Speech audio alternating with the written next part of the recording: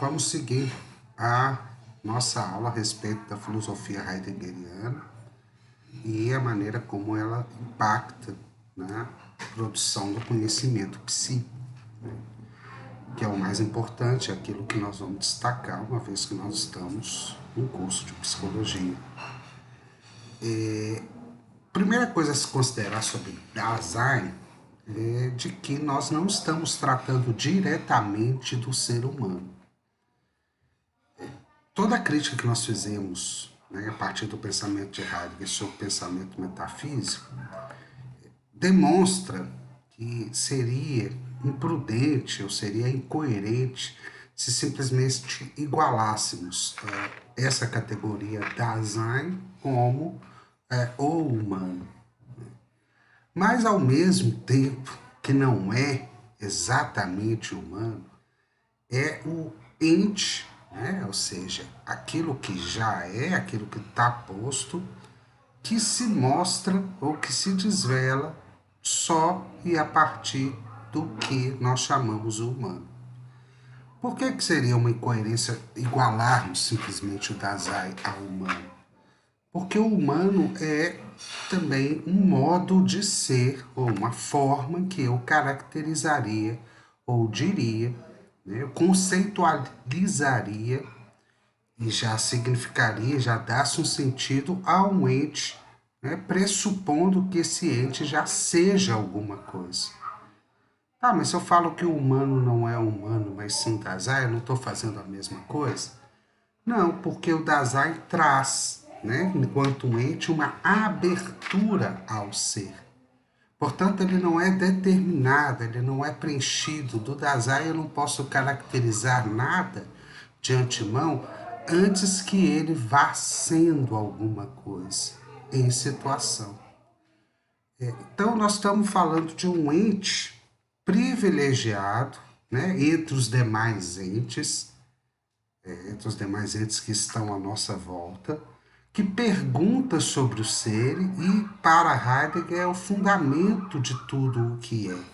Porque nessa pergunta sobre o ser, ele acaba dando ser, ele acaba significando, dando sentido, conceitualizando os entes que estão à sua volta e conceitualizando e significando, dando sentido a ele mesmo. Daí que brota o conceito de humano.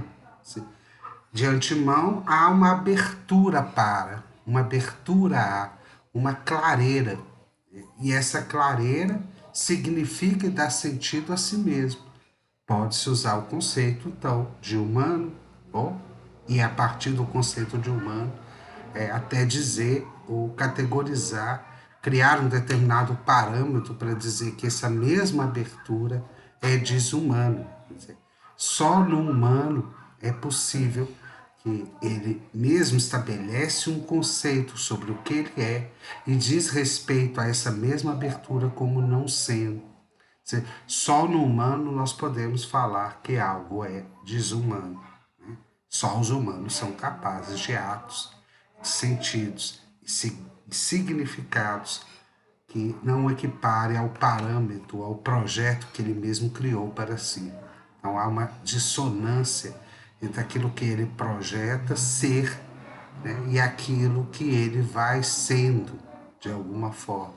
Então, o Dasein é muito mais esse ir sendo em situação, que se desvela a cada momento, que se mostra em cada situação, e não um ente estático, atemporal, espacial, que tenha uma determinada essência que iguala àquilo que ele é. O Dasein não se iguala àquilo que ele é, na medida em que ele é a abertura para ser. E esse ser que ele vai sendo, vai se preenchendo na medida em que ele se coloca frente ao mundo, frente às coisas que se lhe mostram. E, portanto, ele é uma das figuras que o Heidegger usa para ilustrar o Dasein, é uma clareira de liberdade. a sua parte totalmente indeterminada, em que ele vai preenchendo, em que ele vai se situando, em que ele vai se projetando, enquanto um fazer ser, ou seja, aquele que é na medida em que se faz, ele é puramente, né, e somente ele é, então, livre, né? Por isso não causuístico, por isso não determinado, por isso não se pode calculá-lo, prevê-lo de nenhum outro modo que não seja ele mesmo que o faça, é ele mesmo que, a partir de um certo modo de estar no mundo, é que tende a calcular, a prever, a quantificar ou dar uma categoria e um parâmetro único àquilo que ele é. Né? O Dasein, ele escolhe aquilo que ele vai ser e ele se projeta para ser algo. Mas esse algo que ele projeta ser, o que ele escolhe para si mesmo como ser, né, se lida e relaciona-se de perto com o nada, relaciona-se com a morte. O nada equivale a isso que é o horizonte do Dasein. À medida que ele projetando ser algo, né, muitas das vezes projeta ser algo para além daquilo que ele vai sendo a si mesmo, o que ele não se iguala naquilo que ele projeta com o que ele está sendo, a morte dá esse horizonte, né, essa junção da sua finitude, essa possibilidade de que, por mais que ele se coloque para todas as escolhas, todos os projetos, tudo aquilo que ele pretende ser, tem esse limite que o circunda, que o joga numa dimensão finita. Portanto, ele está condenado a ser para si mesmo, né? Isso, a essa condenação de ser para si mesmo, eu vou preencher aqui o conceito de faticidade. Eu nunca considero essas palavras difíceis, né? Porque às vezes me confunde. A faticidade é o fato de estarmos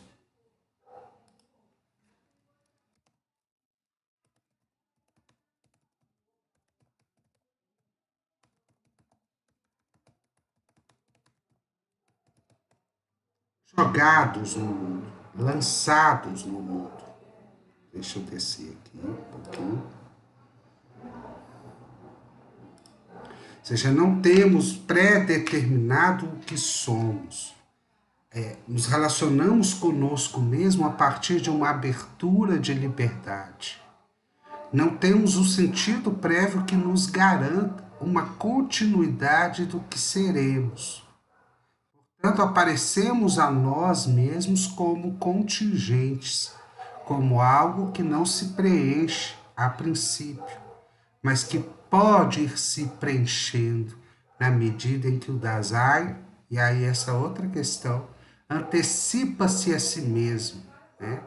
Ele coloca-se frente a si, porque nós temos a capacidade de nos relacionar conosco mesmo, de estar diante a nós e no futuro nos anteciparmos, ou seja, nos cuidarmos. E é esse o sentido de que o Heidegger coloca que o Dasein, sendo um ente, não sendo um ser, mas a maneira como ele se caracteriza, a maneira como ele é, de algum modo, não como um ser estático da metafísica, não como um ser prévio que o preenche e o determina, ele se cuida, ele é na medida em que se coloca frente a si e lhe qualifica e diz a si mesmo que ele é, ou que ele projeta ser. A possibilidade de antecipar a si mesmo é, portanto, vamos colocar aqui,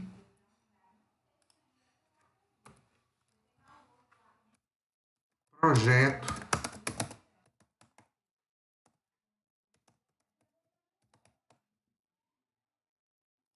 e nos colocamos em porvir.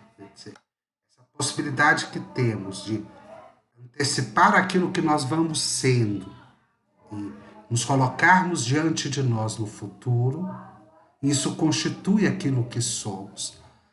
Vejam, isso que somos não é pré-determinado por uma tradição, não é pré-determinado por um outro, não é pré-determinado por uma essência natural, imanente que traria em mim, né, como apostam alguns outros filósofos, mas pela escolha que eu faço do projeto que eu quero ser.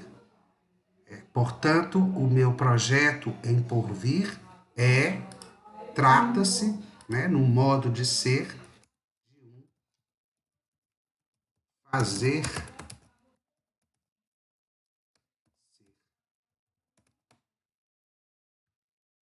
Não se trata, portanto, né, de nenhum ser dado. E não significa que o meu fazer ou a minha escolha ou qualquer coisa que eu faça seja sem sentido, seja simplesmente um fazer mecânico, seja um fazer já pré-determinado, como querem algumas psicologias que vão deduzir ou reduzir o meu fazer, né, na base, por exemplo, do comportamento, ou na base de uma pulsão, na base de algum ato, né, a partir de alguma lei geral, a partir de alguma coisa que já seja. E essa lei geral estaria, por exemplo, na natureza, seria as leis gerais do comportamento, como querem alguns, ou as leis gerais da mecânica psíquica, como querem outros. Assim, né? Eu estou dizendo do behaviorismo e da psicanálise. Não há nada que possa determinar o meu fazer, senão esse meu projeto do que eu quero ser e me vou fazendo. Veja, né, antecipando já onde que nós vamos chegar com esse conceito. Isso nos serve como base de análise do indivíduo, né, desse que nos procura na clínica, ou desse que é procurado por alguma instituição, né, pela saúde mental, por exemplo, a pessoa é levada a o que esse sujeito projetou-se para ser, né, em termos concretos, singular, né, não dedutivo a nenhuma categoria prévia em que eu posso julgar ou antever o significado do seu comportamento ou do seu fazer ser no mundo. O seu fazer ser no mundo foi uma saída, né, a partir de uma contingência da sua vida, com uma resposta que ele deu a essa contingência, e ela é totalmente singular, porque ela se deu numa clareira de liberdade, na abertura de um certo vazio, em que esse indivíduo, né, podemos categorizá-lo assim como ente, mas qualquer coisa que a gente diga sobre um outro já é uma prévia categorização, e, portanto, não preenche totalmente o outro. Então, assim, todo alerta quando a gente for pensar a partir de Heidegger sobre isso, né? Mas vamos usar a palavra indivíduo, né? Com todas as aspas possíveis aí para que a gente possa destacar o conceito, não confundi-lo, né, com Dasein, com esse Dasein concreto de que nós estamos falando, o que esse indivíduo fez com sua vida, né, as restrições, limitações que ele apresenta agora, por exemplo, em ser com o outro em grupo, ou ser com o outro na intimidade, ou ser com o outro na família, né, num grupo, isso tudo é uma escolha concreta dos modos que lhe apareceram como possibilidades de ser e que ele escolheu. Ser de uma determinada forma, estar com o outro de uma determinada forma e não estar de uma outra forma. Ou seja, Dasein é a abertura, é a ser de algum modo. E também nessa abertura ela traz limites e cerceamento a não ser de determinada forma para uma outra forma. Isso é muito importante para a gente, do ponto de vista clínico, porque nós percebemos que cada existência ela se abre a um conjunto de valores, ela se inclina a algumas escolhas, ela se inclina a determinados grupos, ela se inclina a um modo de relação, né? Às vezes se abre, limitando-se, ao mesmo tempo que ela limita-se a outras formas, né, de ser, outras formas de estar, que o mundo lhe solicita, né? O mundo, os outros, e compondo esse mundo, essa totalidade na qual eu já estou lançado de antemão e que já se forma antes de mim, né? Ele solicita ao indivíduo determinados modos de ser e a resposta a essas solicitações constitui o que eu vou sendo, né? A maneira como eu me cuido, a maneira como eu me coloco em projeto, em porvir, aí no mundo.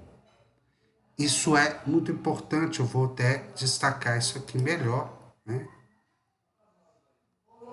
Porque o Dasein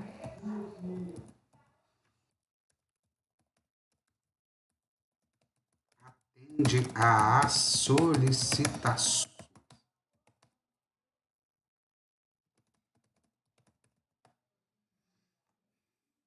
Então, né, para a gente ter claro,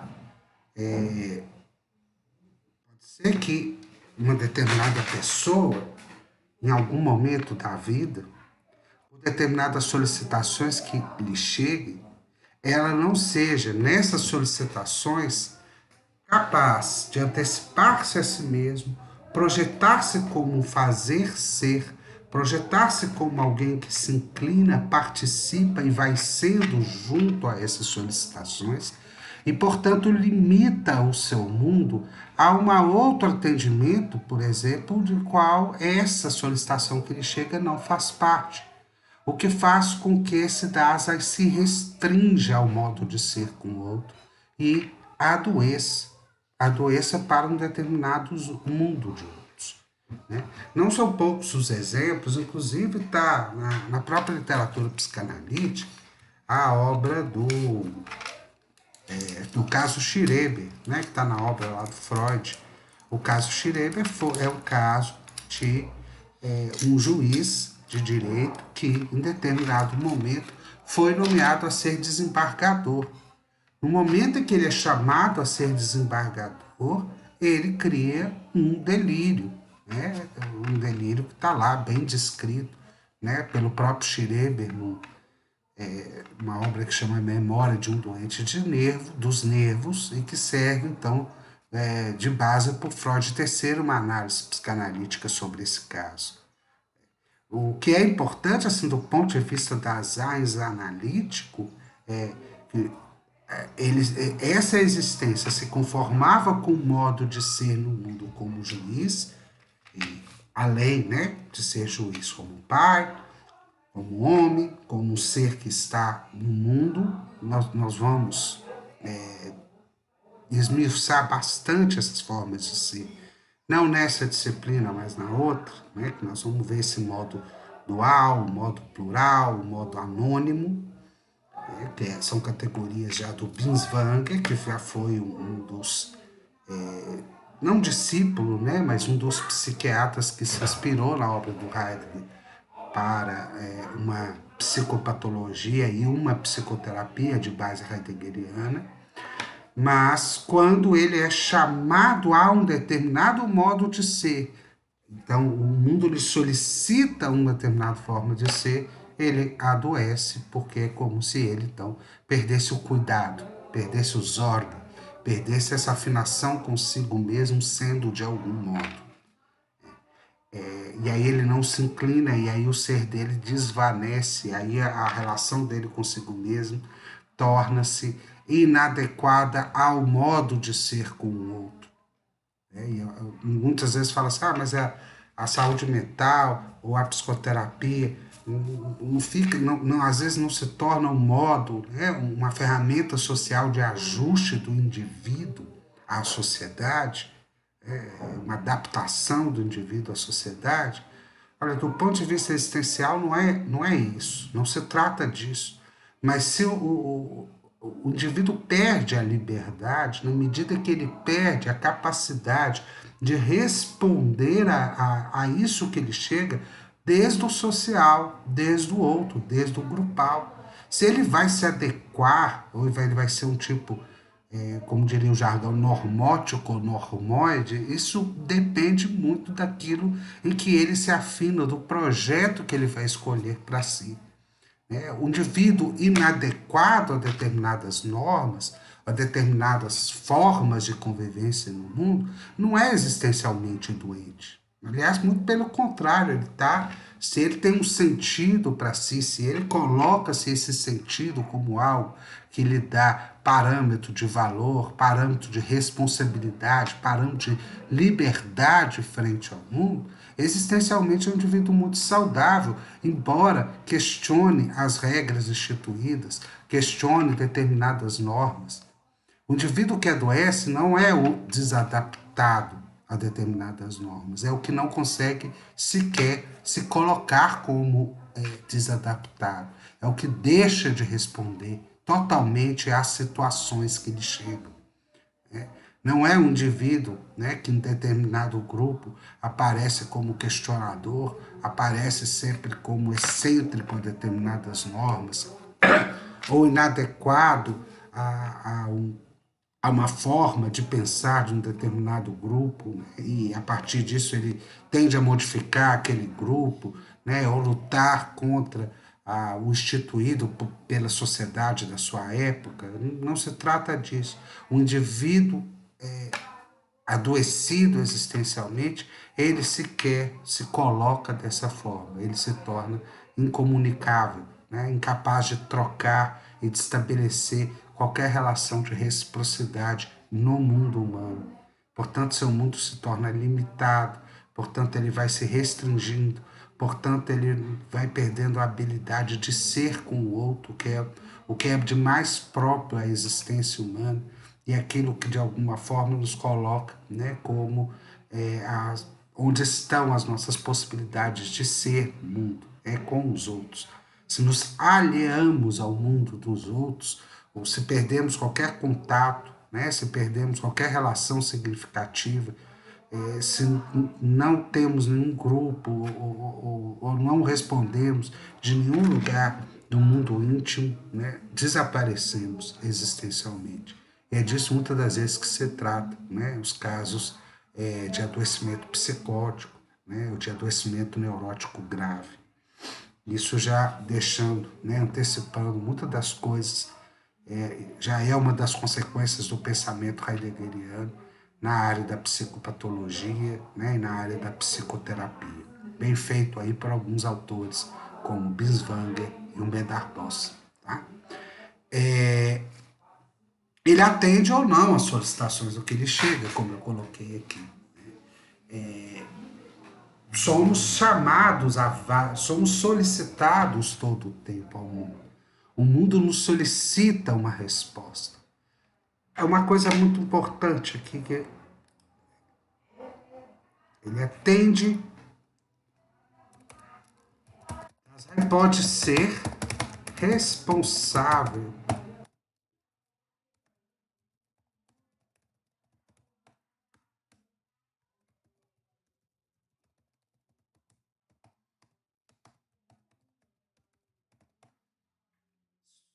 Se o Dasein é responsável, ou seja, capaz de responder,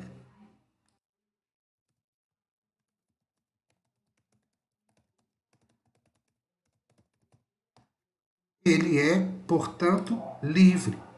Né? Responsável aqui equivale à liberdade, né? Porque ele não vai. E responder não significa. E muita gente pode pensar assim: mas a pessoa que adoece é aquela que se alheia completamente, aquela que não responde nada. Muitas das vezes, não responder significa agir do mesmo modo, significa estar num comportamento totalmente mecânico. As pessoas podem nos chegar na clínica perguntando qual é o sentido do seu trabalho, por exemplo, ou qual é o sentido daquele namoro. Por quê? tanto o trabalho quanto aquele namoro, ele não é respondido livremente. Ele é feito de forma mecânica, ele é mecanizado. A pessoa trabalha porque tem que trabalhar, né? Ela levanta e aquilo não tem sentido para ela. Então ela não imprime naquele trabalho um projeto de ser livre, um projeto de estar aí no mundo sendo. Aquilo limita o seu horizonte, né, de cumprir.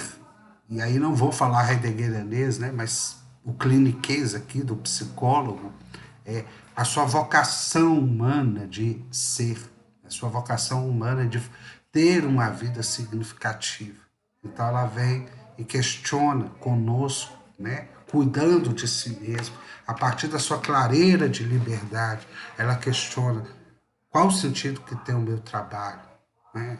É um trabalho que eu já levo há tantos anos, é um trabalho que eu sempre faço a mesma coisa, é um trabalho que eu respondo no automático, como uma pessoa poderia dizer. Então ela perde o sentido, e aí ela também perdeu o sentido de responder a. E percebam, né, sobre aquela crítica que eu acho ela um pouco ingênua, de pensar a psicoterapia como uma adaptação à sociedade. Essa pessoa está adaptada, né, mas ela, ao mesmo tempo, né, está adoecida existencialmente, porque a sua resposta ao mundo é uma resposta não humana, é uma resposta calcada como se ela fosse, né, uma técnica, uma coisa. Uma coisa responde à outra. A máquina responde a um estímulo. Né? Esse computador aqui responde a minha voz. Se ele não responde a essa voz, eu não reage a ela, a gente não tem algum problema. Né? Mas o humano não é assim. O humano, ao responder, ao dar uma resposta, essa resposta passa pelo crivo da sua liberdade, da sua originalidade, daquilo que o faz distinto a todos os outros humanos. Portanto, não há uma resposta certa ou uma resposta errada. Existe a resposta que vem da liberdade desse indivíduo. Portanto, nós temos que conectar com o mundo do outro para entender de uma forma mais precisa possível. Isso exige muito rigor e muito respeito à singularidade das pessoas, né, que muitas vezes falta quando a gente parte de categorias prévias que dão para nós respostas X ou Y, né, que dão para a gente respostas inadequadas ou adequadas, ou respostas racionais ou irracionais. Nós temos que pensar que isso vale muito bem, isso funciona muito bem para o computador. Se a câmera aqui não parar de funcionar, o computador está inadequado, ele não está funcionando. Só que os seres humanos, eles não são máquinas, a gente não funciona ou não. Né? Nós temos uma vida plena de sentido ou não. Por isso, investigar, né, junto à pessoa qual a melhor resposta que ela vai produzir frente a determinadas solicitações, certo? A liberdade é um valor fundamental à existência. A liberdade é o que nos possibilita ir sendo. Cada um de nós demos uma resposta livre àquilo que nos apareceu, àquilo que nos foi solicitado, a partir da nossa faticidade. Essa resposta livre que cada um deu, num processo de terapia ou análise existencial, nós podemos, às vezes, descobrir que resposta é essa que demos ao mundo.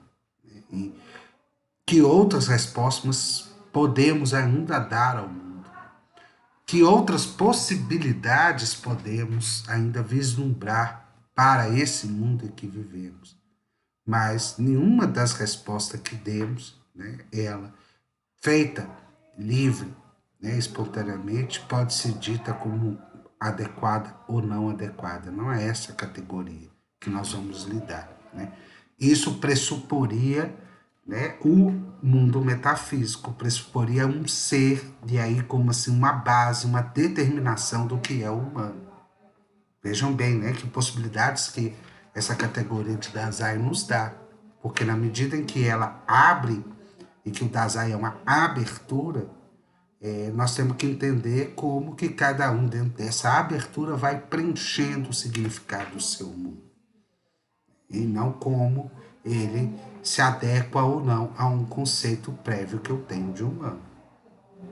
Certo? Isso é bem legal e bem interessante para que a gente possa, né, ter aí uma base de análise, né, para a nossa prática como psicólogo, que isso é o que é o mais importante. Outra questão que eu acho que merece, antes da gente avançar aos existenciários, merece destacar, é que muitas das vezes, ao invés de responder livremente, nós reagimos ao mundo. Né? Algo me chega e esse algo, como eu estou limitado a responder determinadas solicitações, eu reajo a ela. E aí eu acho que é o termo mais adequado quando a gente fala de máquina, né? Eu utilizei aqui o termo resposta, mas o termo mais adequado para uma máquina é a reação. Chegou um estímulo, eu tenho uma reação, né? Vamos deixar esse termo resposta para nós. A máquina não, então não é estímulo-resposta, é estímulo-reação. Eu apertei a tecla A, apareceu na tela o A. Eu fiz determinada coisa, a máquina reage, né, e cada vez mais com maior rapidez. Né, e assim esperamos que as máquinas continuem reagindo àquilo que nós pedimos a ela. Mas quem criou a máquina foram os humanos. Já pensando que essa máquina e as suas reações fossem lhe servir para a realização do seu sentido. Assim como eu uso essa máquina para comunicar com vocês. E essa comunicação com vocês ultrapassa ao mecanismo da máquina. Ninguém explica uma obra do Beethoven a partir explicando o que é o piano, ou a mecânica dos dedos. E eu estou explicando isso, parece óbvio, né? Mas é muitas vezes o que se faz a psicologia. Se explicam as coisas humanas, as coisas do sentido humano, a partir dos mecanismos subjacentes. O humano não se explica a partir do cérebro. É um exemplo, né? A gente pode entender muito bem o cérebro, que bom que nós entendamos. Mas nós não podemos dizer que o humano é igual ao ser do cérebro. Ou ele é um cérebro. Né? Ele é alguém que, inclusive, relaciona com esse cérebro de modo explicativo. Ele é aquilo para quem o cérebro apareceu como um ente e ele, né, historicamente, já deu vários significados para esse cérebro, agora ele dá o significado de máquina computacional, né, tanto que isso, o desenvolvimento dos microtransistores e do cérebro, eles se acompanham, eles são paralelos, mas ele não pode dizer que nós somos ou podemos reduzir nosso ser a um cérebro, ou a um determinado modo de funcionamento. Né? Nós respondemos, ao responder, nós abrimos aí um buraco, uma clareira, né, que nos faz original, nos faz originais, né, ou nos fazem dotados e donos do nosso sentido do mundo. O universo humano é um universo de sentido que não obedece a nenhuma pré-determinação. É basicamente isso que nós estamos falando. Né? Então a reação tal qual máquina, ela é muitas das vezes uma defesa a não responder a. Como eu não tenho resposta, como eu não sei lidar com sentido, como eu não me implico, não participo, não me inclino àquilo, eu reajo. Né? Muitas vezes as reações elas são abruptas, né? Elas vêm carregadas de raiva, ou elas vêm carregadas de uma emoção imediata, né? E não de um sentimento significativo. Aquela emoção imediata, ela perde o sentido, né, do todo, no projeto de mundo. Entenda o mundo desde que nós falamos lá na fenomenologia, com uma totalidade de sentido que reúne o sentido, né, tudo que somos ou as coisas que vamos relacionando. Muitas das vezes não chegam na clínica. Desculpa, gente, peraí. Muitas vezes nos chega na clínica esse estranhamento, eu reagi, eu agi com raiva naquele momento, eu fui impulsivo, eu não gostaria de ser assim. Isso tá dizendo, tá denunciando já de que em relação àquilo que eu reajo, eu não consigo responder. E eu não consigo responder porque a resposta ameaça o sentido da totalidade do meu mundo. A não resposta, ela deixa intacto algumas totalidades que eu gostaria de preservar. Por exemplo, eu não gostaria de lidar melhor, eu não gostaria de ter uma relação, de participar responsavelmente de uma relação com a minha família. E, portanto, quando eu vejo minha família, eu reajo com raiva. Isso me impede de ter uma participação livre e responsável naquele momento. Mas por que eu não quero? Simplesmente porque eu não quero? Não, porque talvez uma participação responsável, livre em relação à minha família, poderia modificar a totalidade do meu mundo. O meu mundo ia ser mais rico nesse sentido, né? Porque os mundos e o nosso mundo ele pode ser mais pobre na medida que ele incorpora poucos elementos. E quando ele é pobre, ele é restrito, ele incorpora poucos elementos. Eu só consigo me relacionar com o mundo de determinada forma, com determinados tipos de pessoas, ou com uma determinada totalidade de sentido. É o que acontece, por exemplo, quando o mundo do fundamentalista, né, ou do fanático, ele só responde ao mundo a partir de determinadas totalidades de sentido que tem a ver com uma doutrina, né, política, religiosa, ideológica. Então, por exemplo, aí ele deixa de relacionar com a família, só reage porque isso é o mundo no qual ele lá vive, né? Seja de uma religião, seja de um partido político ou de uma ideologia cis, iria ficar incoerente, né? Ele não pode ser filho da dona Ciclana, ele não pode assumir totalmente o seu lugar de filho, ou de pai, ou de amigo de determinados outros conjuntos de pessoas, porque iria se tornar, iria debater com os outros significados, as outras atribuições que ele já traz do outro. Então aí é um conflito de mundos. Esses conflitos de mundos, eles são esperados no mundo humano que nós vivemos, moderno. Né? Nós não vivemos um só mundo, nós vivemos em diferentes mundos que se alimentam de sentidos diferentes, que têm fundamentos diferenciados. E aí nós totalizamos esses distintos mundos em nós. Né? E às vezes nos provoca a participar ativamente ou nos doar completamente a um mundo, entenda o mundo, o conjunto de pessoas em torno de um sentido, né? E não participar de outros. Então eu não quero participar e ali daquele mundo eu reajo. Mas esse mundo, por exemplo, familiar, desse sujeito fanático, solicita. E aí ele fica com raiva. Aí ele nos chega dizendo, eu não entendo a minha raiva. Eu não sei por que eu fico com raiva. E aí, numa análise essencial, numa terapia, nós vamos entender, aprofundar em sua participação responsável nesse mundo familiar ao qual ele reage, contra o qual ele reage muitas das vezes. Tá? Mas vamos avançar. Né?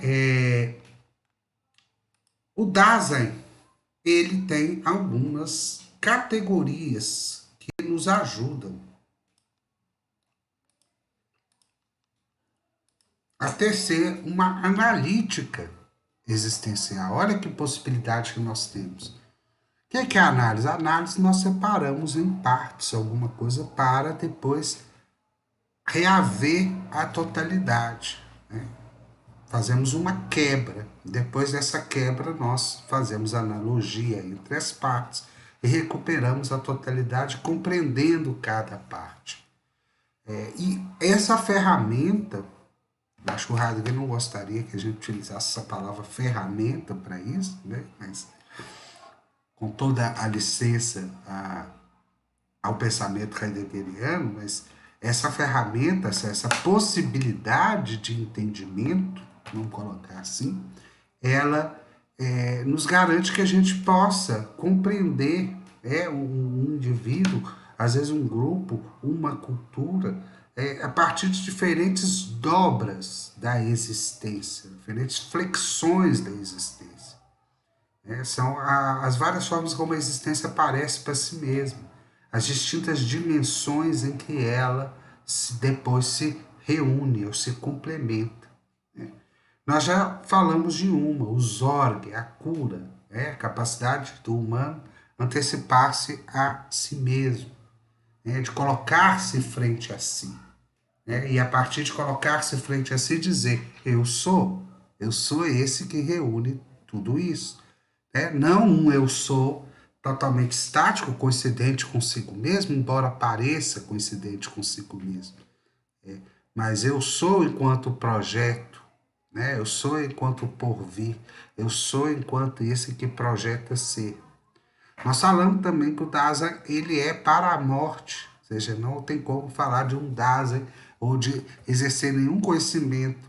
E aí também outro choque com o pensamento metafísico, que seja imortal e, portanto, atemporal, espacial, porque a condição de ser para a morte nos coloca frente a um determinado tempo e a um determinado espaço. Olha.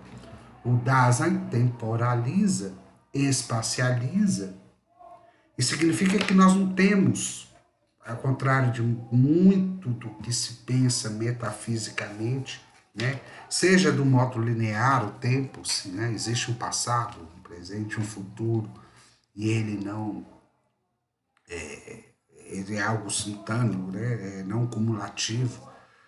Nós vimos lá nas vivências fenomenológicas a percepção, a recordação e a imaginação, e por essas vivências nós vimos que passado, presente e futuro não é bem assim, em termos fenomenológicos. Tudo que nós falamos que é o passado, ele é um presente a mim, ele se presentifica a mim. Portanto, eu recordo alguma coisa, não porque eu volto lá, mas porque algo aqui agora me trouxe aquilo de volta, ou eu desloco a mim mesmo no momento presente e vou até lá. Para algumas pessoas, esse ir até lá, ele pode significar um reter o tempo. Reter esse fluxo do presente que me acompanha todo o tempo. A existência é esse ir sendo continuamente, que vai temporalizando, ou seja, dando um sentido, voltando para algo, antecipando algo, ou retendo partes de mim.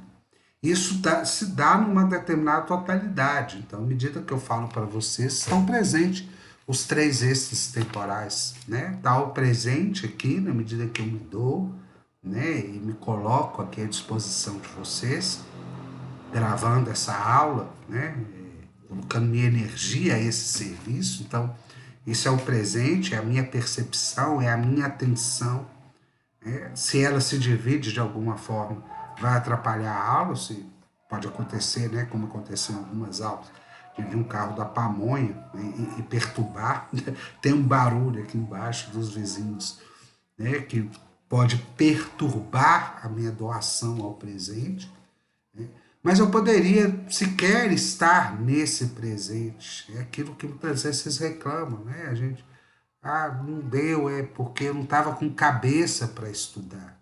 Eu não estou com cabeça para essa aula, eu não estou com cabeça para essa aula, porque algo me preocupa, portanto eu estou lá no futuro, me ocupando do futuro, antecipando alguma coisa do futuro, que me impede. Cuidado, não estou falando de antecipação como Zorg, eu estou falando da ansiedade, da ânsia de que algo possa ocorrer, e isso me coloca sempre para me jogar lá na frente e pensar como que eu vou resolver determinado problema, uma conta para pagar, ou uma situação afetiva difícil. E muitas vezes essa coisa foi de algo que eu retive, algo que não foi totalmente resolvido, ou que não faz sentido. Então, o meu presente, ele perde em vitalidade, ele perde esse fluir, ou essa atenção, né, doadora que cada um se dá no mundo. E aí eu fico, a minha vivência se retém em algum modo, e aí eu antecipo. Você vê? Aí eu tô falando assim, esse jogo que muitas vezes chega na clínica como depressão e ansiedade, né? Eu retive uma experiência, essa experiência, à medida que ela reteve, ela não se complementou, eu me jogo no futuro para antecipá-la e perco o fluir.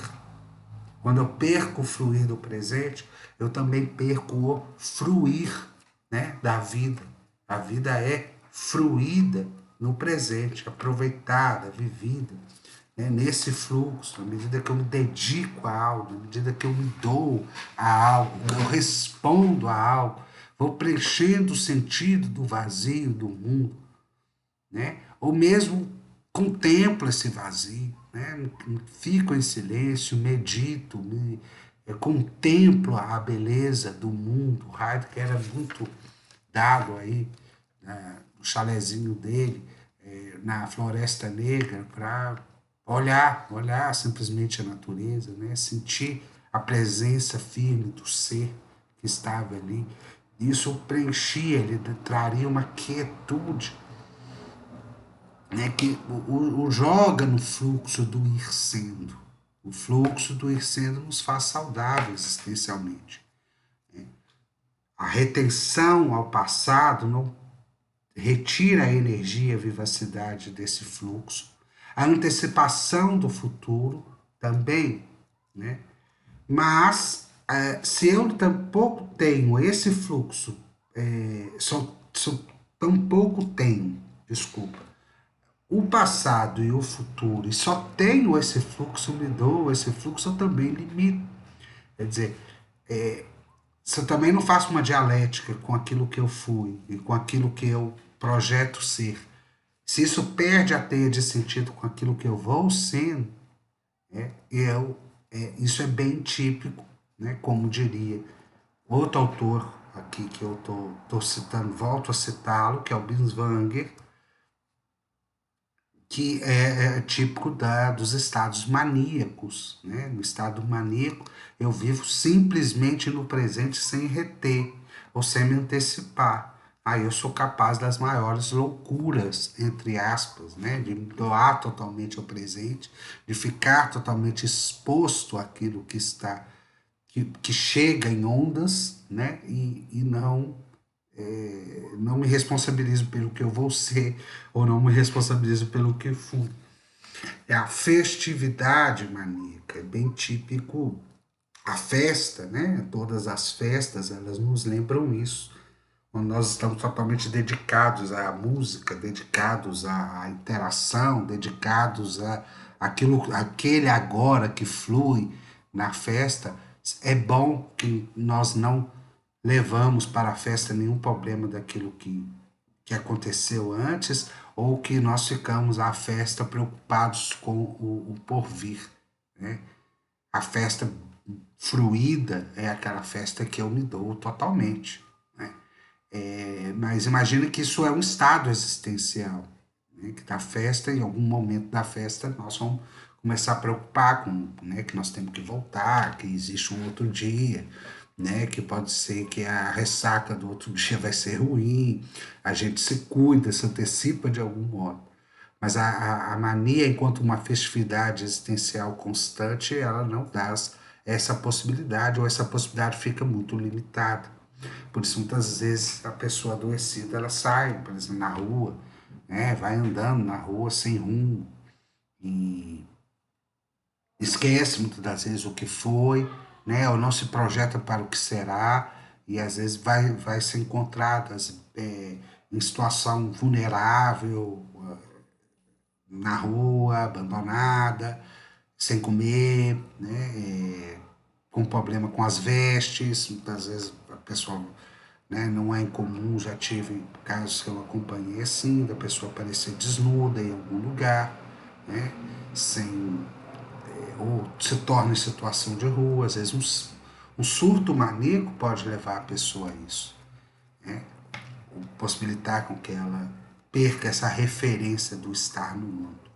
Da mesma forma, então olha só, eu estou dizendo que o Dasein, ele temporaliza, então não existe um tempo objetivo. O tempo do relógio, a maneira de quantificar o passar, né? Um acordo que fazemos social, né? Que é importante que haja esse tempo, então aqui contra esse tempo, mas não é o tempo vivido fenomenologicamente, portanto também não é o tempo que faz sentido existencialmente, né? Os mesmos minutos para determinadas pessoas podem passar rápido, como para determinadas pessoas podem ser lentos. E isso tudo depende da maneira como eu lido com o fluxo na minha consciência. Quanto eu retive, né, me doei ao tédio, quanto ele teve sentido para mim. Em geral, quando eu estou envolvido com o fluir, eu passo, o tempo tende a passar rápido, né, se comparado ao tempo do relógio. Quando eu estou antecipando, ou quando eu me jogo muito para o futuro, antecipando, e aí eu perco o fluir, o tempo vai passar mais devagar, porque eu vou estar ansioso. Eu falo muito para vocês, né? Essa, quando a gente está indo para algum lugar novo, está em viagem, demora para chegar, né?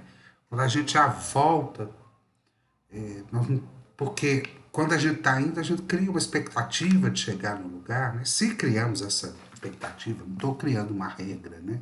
Falando de uma experiência tipo.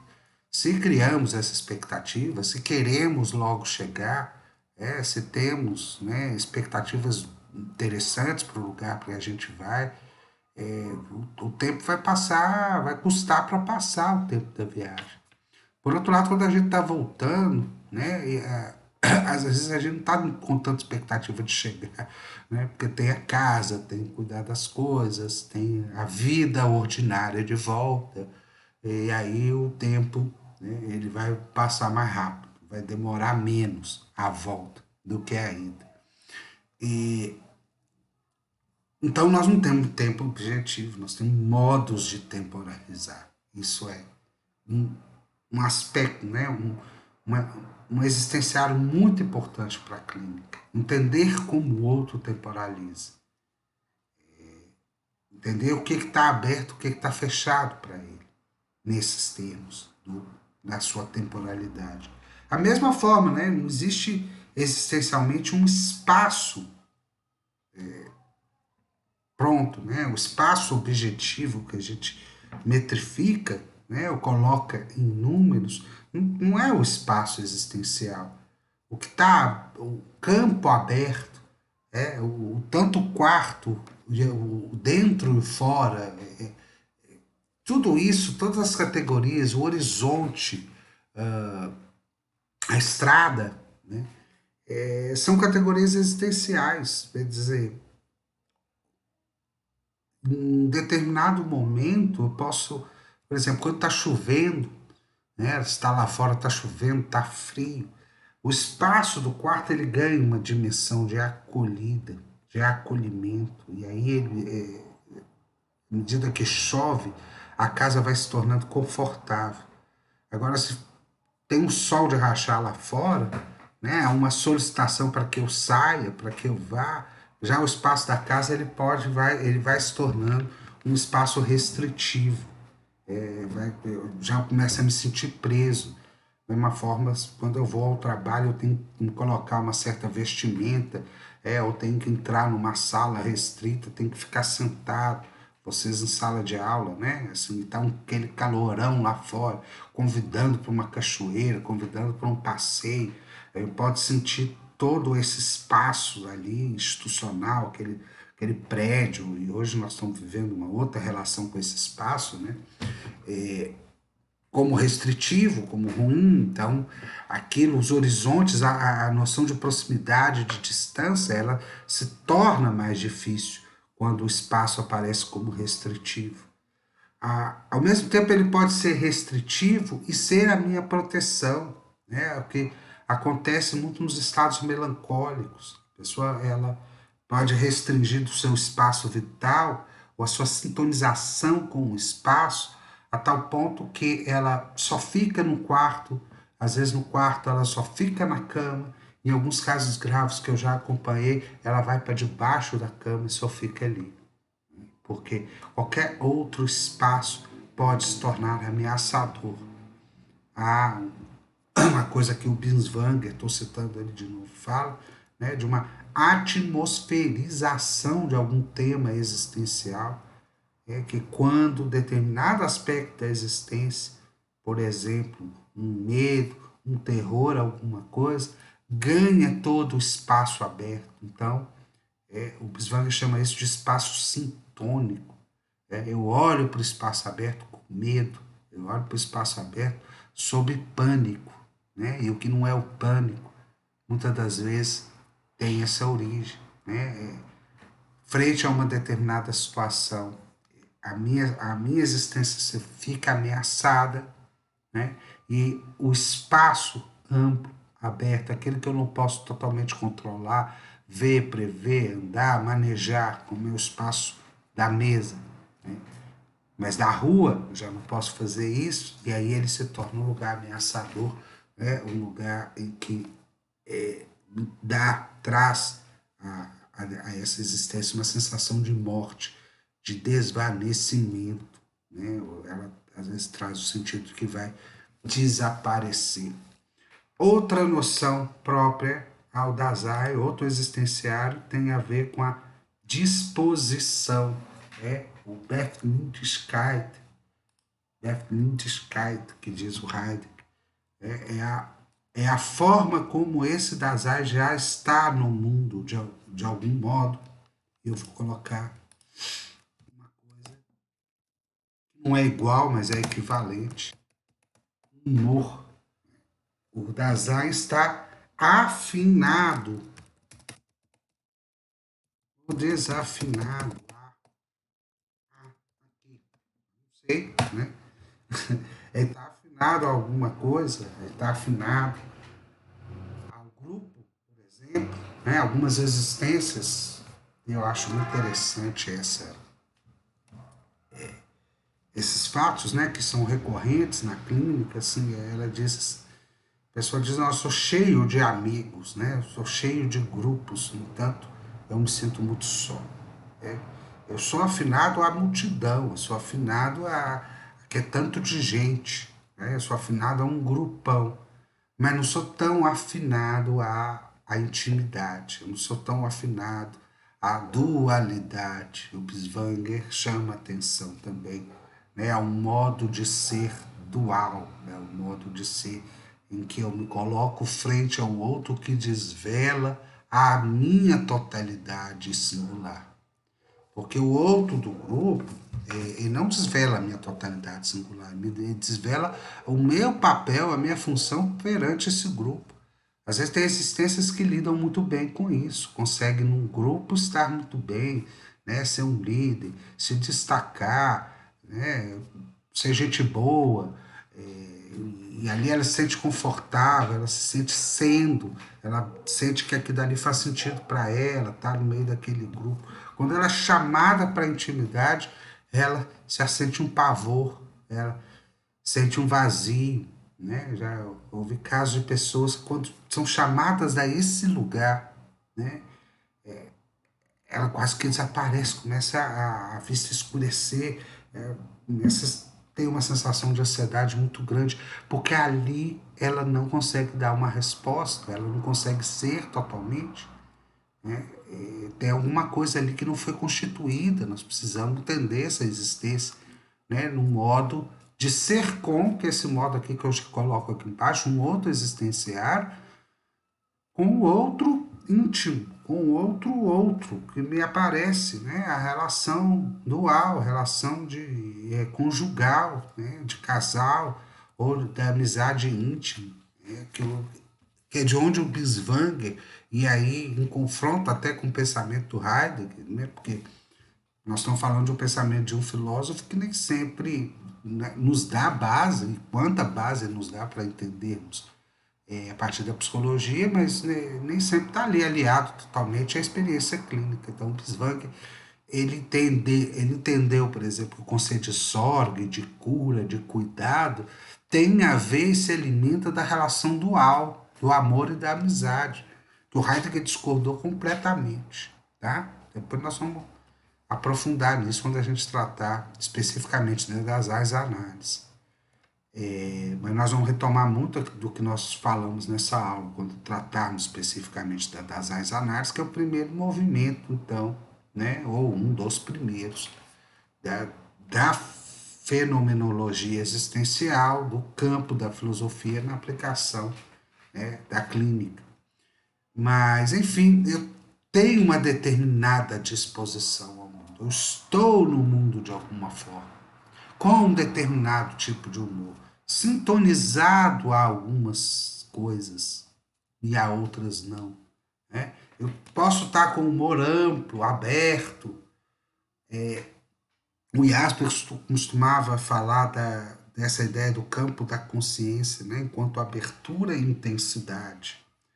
Às vezes a existência pode estar mais dispersa em algum momento, mas, portanto, mais ampla, né? Aberta a tudo o que chega. É aquele momento da festividade, aquele momento que eu estou junto aos demais, né? Junto ao grupão lá, como a gente estava exemplificando nesse caso. Tem outros momentos que ela pode estar mais intensa, mas mais fechada, um campo mais restrito, está concentrada, né? Aquele humor, aquela afinação que nós temos para ler, para estudar alguma coisa, ou para nos dedicar a algo específico. E às vezes, se eu estou muito lá no específico, eu estou muito concentrado. Isso que é do amplo, isso que é do disperso, pode me irritar, porque eu não estou aberto, eu não estou afinado, sintonizado com o que é do amplo, do aberto. Por outra vez, quando eu estou no amplo, no aberto, eu não tenho muita cabeça para estudar. Quer dizer, essa disposição, esse estar já no mundo de algum modo, também é uma categoria, outra, né? Um existenciário, uma flexão do modo de ser do Dasein, importantíssima para a gente aqui na clínica. Da disposição vem a fala. Olha que interessante. Da determinado o que eu falo, portanto, não é algo que eu falo a partir de um pensamento suprassensível, usamos muito esse termo para falar do pensamento metafísico, que me chega como uma verdade, o que chega a palavra com todo o peso de significado que ela traz, como se ele estivesse fora da situação do meu mundo. Não, a fala ela surge da minha disposição, né? Ela surge a partir de onde eu estou, de como eu estou situado. E da fala, né? E aqui, uma seta, não vou conseguir fazer aqui, será? Ah, consegui. A fala vem a compreensão. Compreendo a partir de uma determinada disposição. Veja, disposição, fala, compreensão. Né? Isso reúne o modo como eu estou no mundo, como eu já me coloco no mundo, enquanto faticidade. Eu poderia até colocar essa parte primeiro, né? Mas, na verdade, quando a gente trata dessas categorias, não há uma hierarquia, é uma circularidade. Você não tem uma mais importante do que a outra, elas vão se complementando, né, nos dando a noção do todo da existência. E a última que nós vamos tratar aqui é a do ser com, e nós já falamos, né, do ser com. Agora eu não consegui fazer a certa.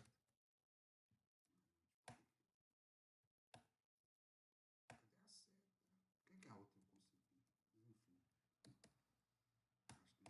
Aí, agora sim. O ser com do modo dual, e aqui eu já estou escapando do Heidegger, tá? Em prol da clínica,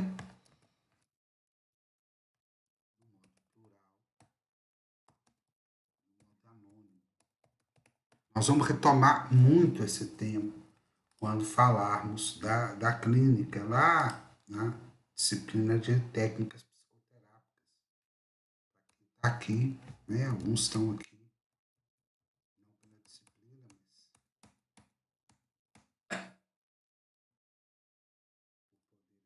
essa aula, mas o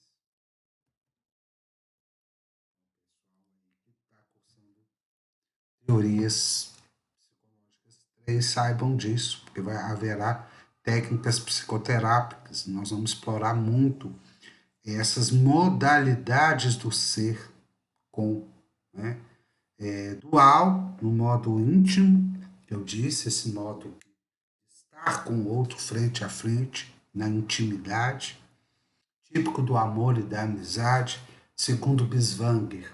Segundo Biswanger, é algo que cura, né, e possibilita que o ser seja para si mesmo, Dasein possa ser para si mesmo.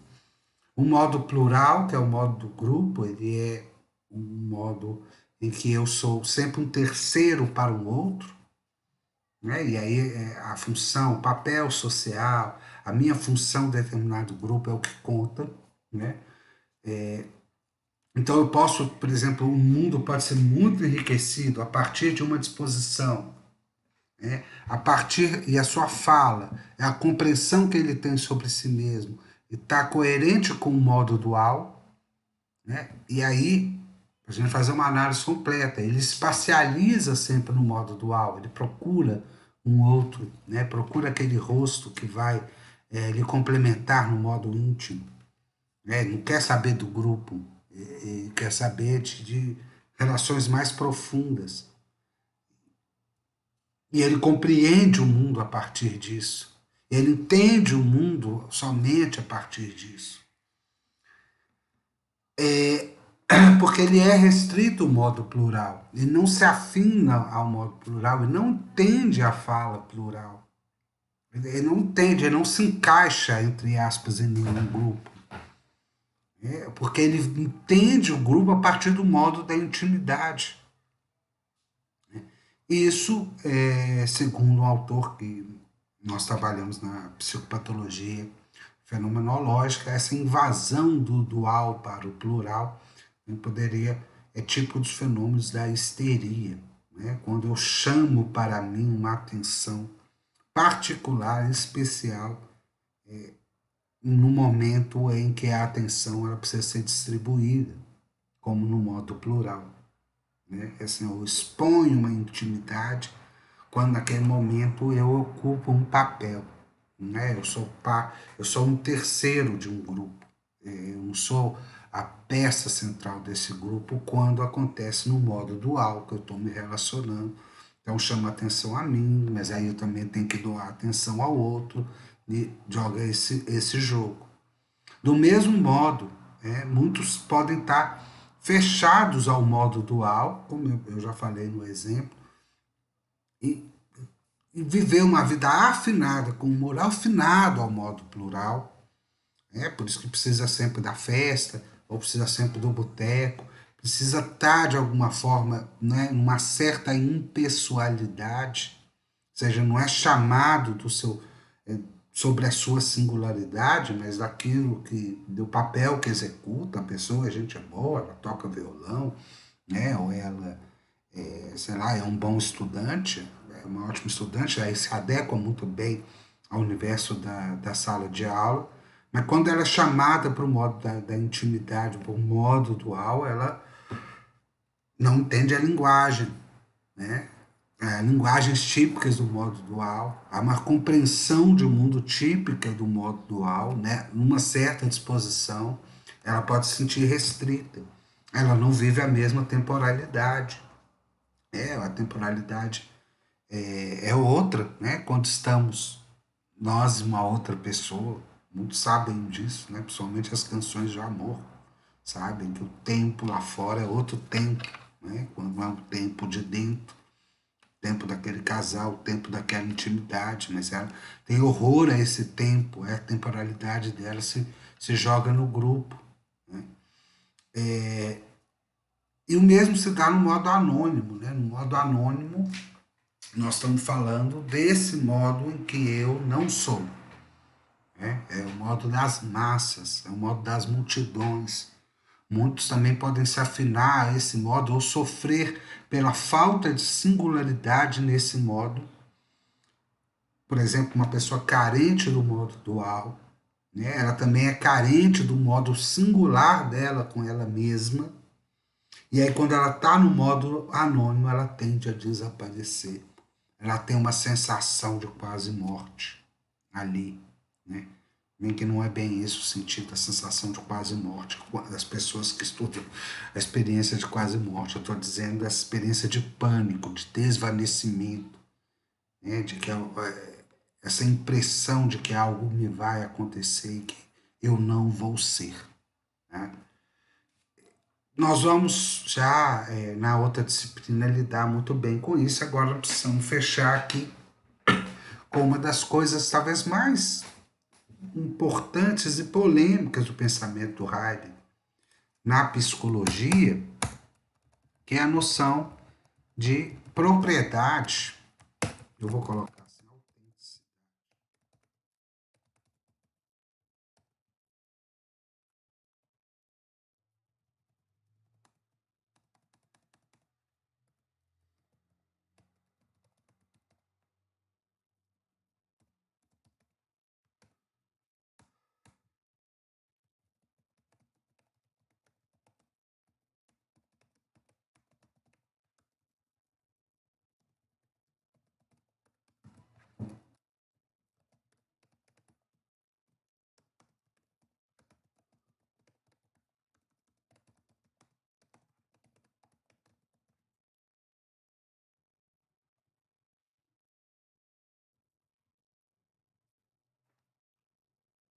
minuto.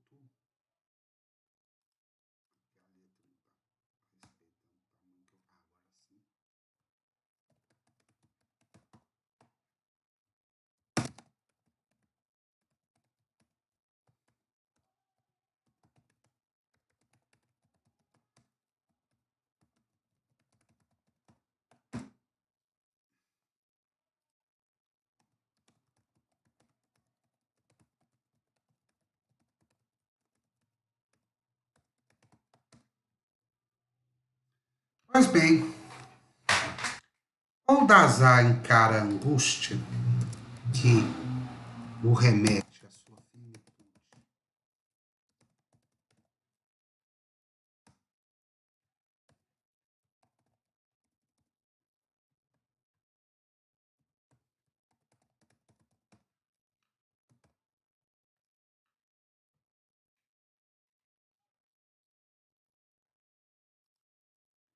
Baldassar encara a primeira coisa, ele é solicitado a ser si mesmo por ele mesmo, né? Chamado à consciência de si,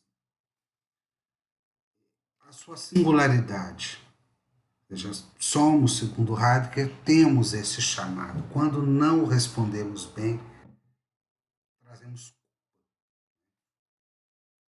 uma culpa ontológica, uma culpa de não ser, uma culpa de não se projetar, né? Uma culpa de não participar responsavelmente do mundo. Quando o Dazai se nega isso, ele cai na impropriedade ou inautenticidade. Ele se torna, então, para a gente chamar um termo bem popular, uma Maria vai com as outras, ou seja, ele se deixa levar, né, ao mundo impessoal e não se coloca como ser pessoal, como alguém singular. Não se coloca como alguém singular porque, justamente porque ao não encarar a angústia, ele não lida com sua própria finitude, com sua própria morte. A autenticidade está em assumir-se como ser para a morte, né? Vou até colocar isso aqui, que isso é muito importante e muito criticável.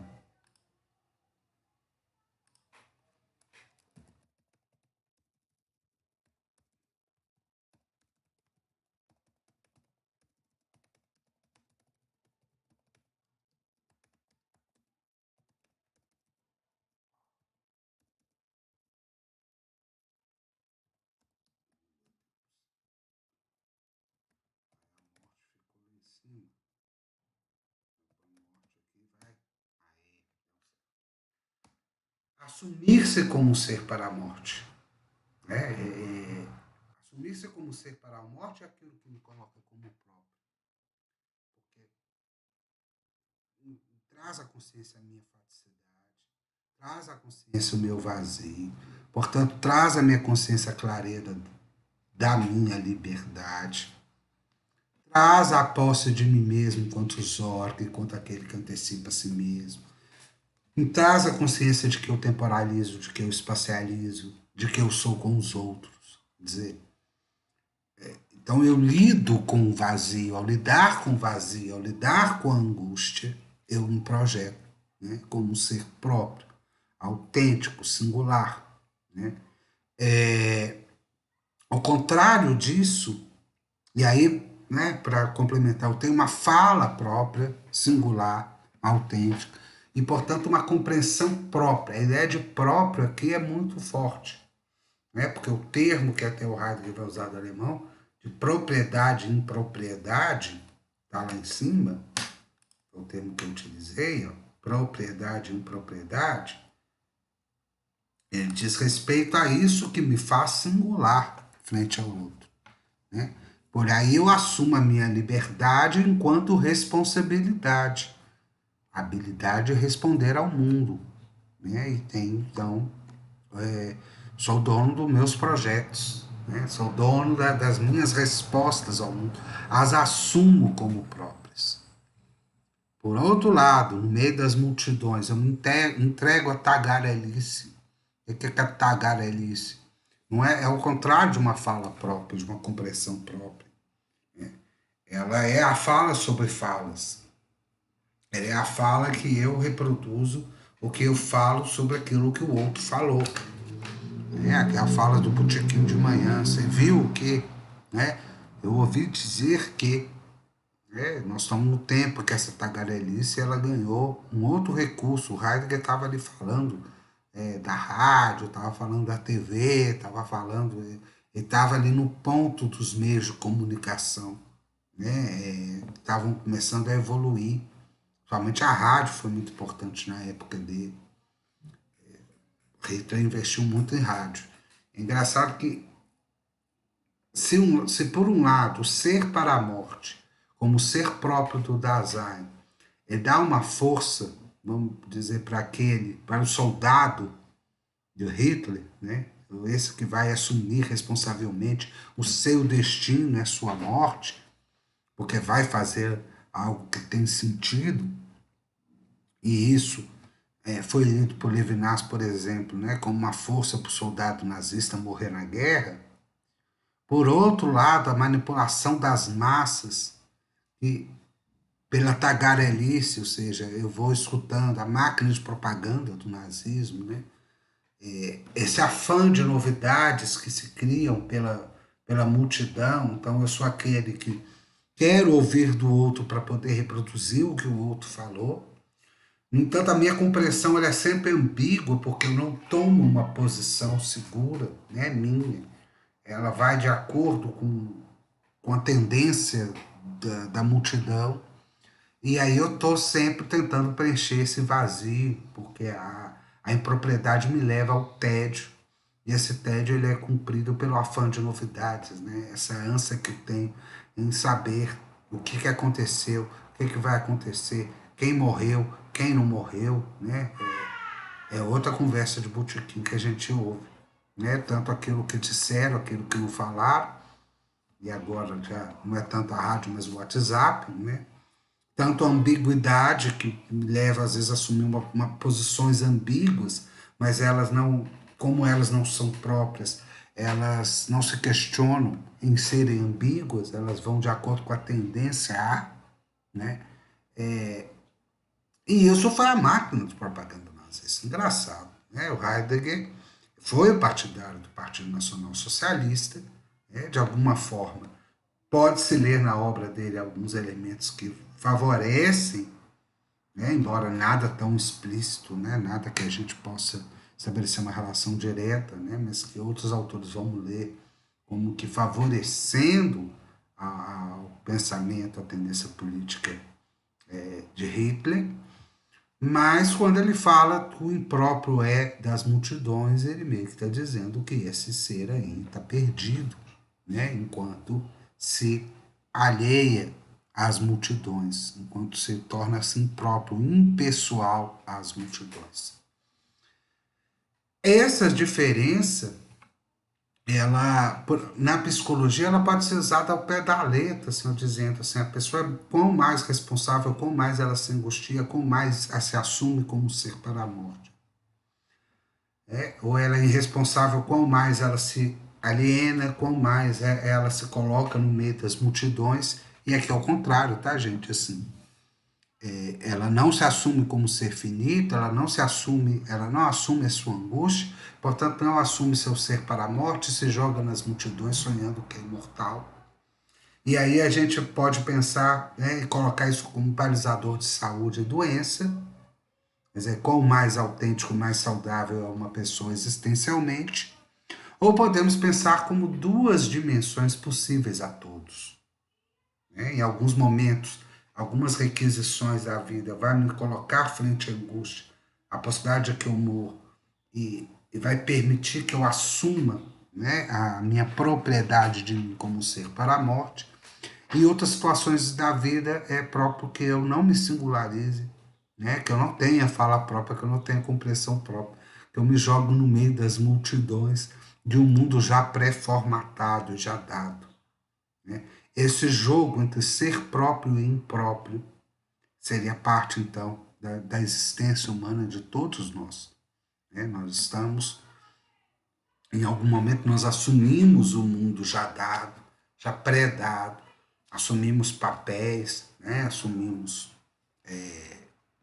vestimentas, tribos, modos de pensar, e não foram nós, né, cada um aqui que construiu, ninguém precisou passar pela morte, muitas das vezes, para escolher determinado estilo.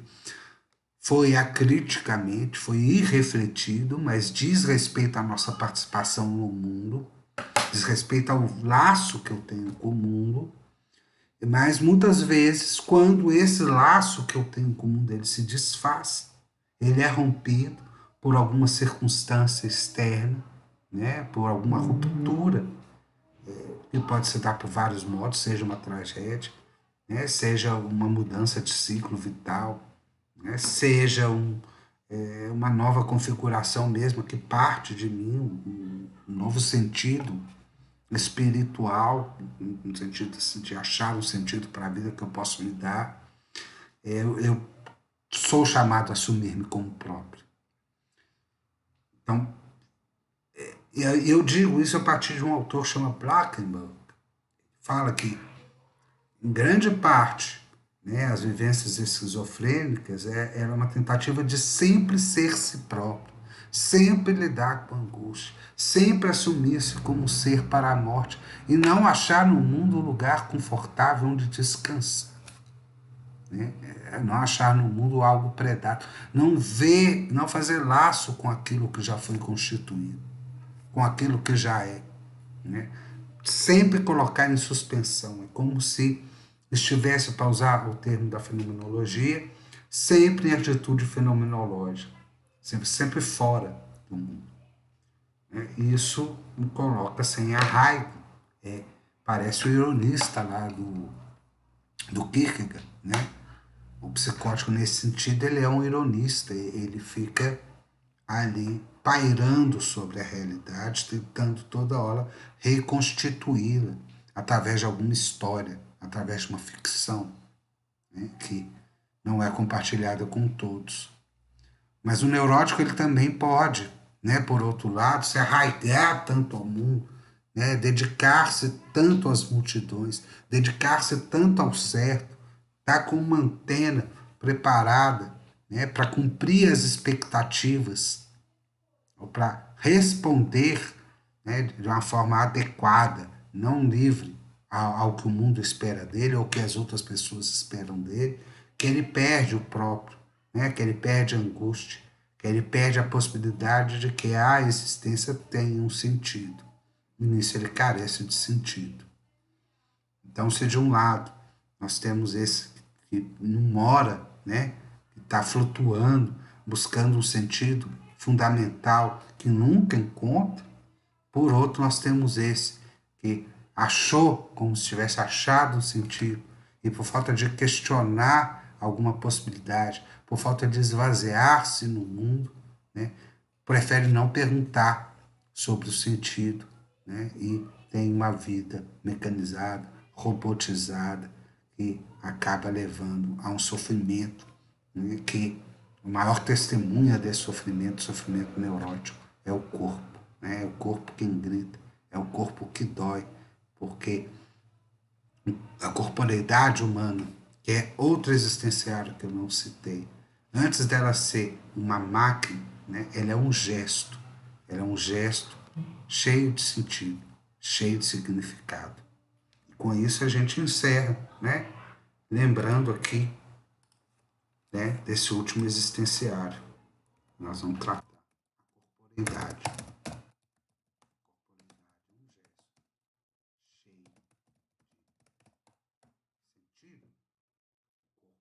Não é uma máquina.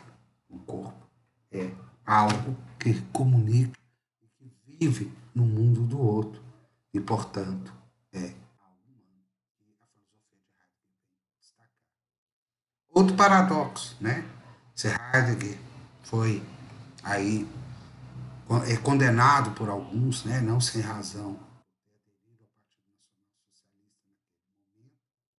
seu pensamento possibilitou uma humanização, se a gente quer dizer assim, né, no sentido de considerar as especificidades do humano, do existir humano, na, na lida com a saúde mental, na lida com a psicoterapia, uma humanização que Heidegger possibilitou, né, ela está longe de ser nazista, né, possibilita uma clínica muito mais respeitosa às singularidades, muito mais individualizada ao sujeito humano. São os dilemas e a complexidade disso que a gente não sabe o que é, né? Mas que a gente não vai deixar de perguntar, que é humano. Um beijo para vocês, a gente se tromba mais aí, tá?